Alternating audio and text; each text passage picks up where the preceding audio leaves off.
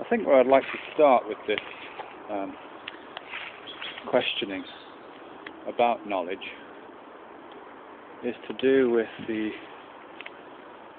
probably the most dominant metaphor of knowledge, which is to do with knowledge and space. Knowledge and space. Conventionally, when we talk about knowing, when we talk about knowledge, we really often use spatial metaphors. So the acquisition of knowledge, for example, is often treated as the movement through a kind of problem space, searching for the solution to a problem, as if I was searching through this woods I'm in right now.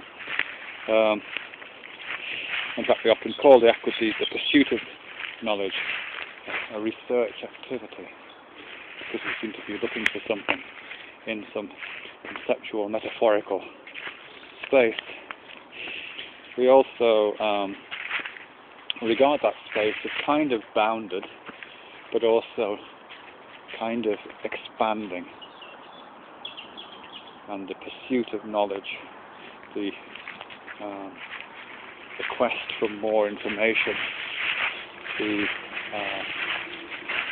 pushing forward of innovation in terms of knowledge production is often seen as either a crossing over of that boundary, that limit to knowledge space, crossing over it in a sort of experimental way. I'm not sure if the word experiment comes from external or exterior to the perimeter, but if it doesn't, it should. So either it's external to the perimeter of that knowledge space, or else it's pushing back the boundaries of that space. And I think we see that quite consistently in many different forms. So in arts practice, at least, during the modernist era, early part of the 20th century, the dominant metaphor there was avant-gardism, this marching forward of arts practice into spaces and territories that were unknown, a sense of navigation or exploration, and possibly even conquest in that sort of imperial way that people still seem to think about in the early 20th century was reasonably acceptable. So again, this is the acquisition of knowledge and the gaining of knowledge, the capturing of knowledge, the encirclement of knowledge being determined and understood spatially as an exploration, as capture, as colonialism, as conquest, as planting the flag. And we also find it in really routine areas.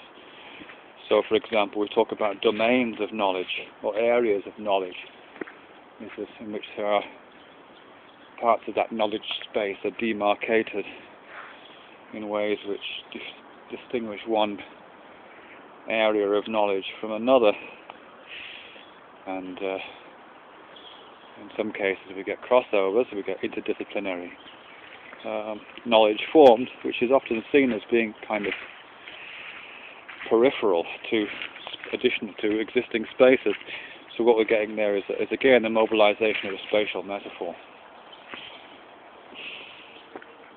So we have this idea of search, we have this idea of navigation and conquest, we have this idea of the establishment of areas of knowledge, domains of practice, and we have this idea that knowledge is either central or kind of peripheral. It's often the case that peripheral knowledge, knowledge which exists on the boundary of a particular domain of knowledge, is, it's either where the experimentation takes place, or it's where the fringe areas of practice happen. And quite often there's not much to distinguish one from the other, really, apart from the sort of value-laden terms which we use to distinguish fringe activity from sort of boundary fiddling experimental activity. Again, but either way, regardless of that sort of value distinction, it is still a mobilization of what is ultimately a spatial metaphor for knowing.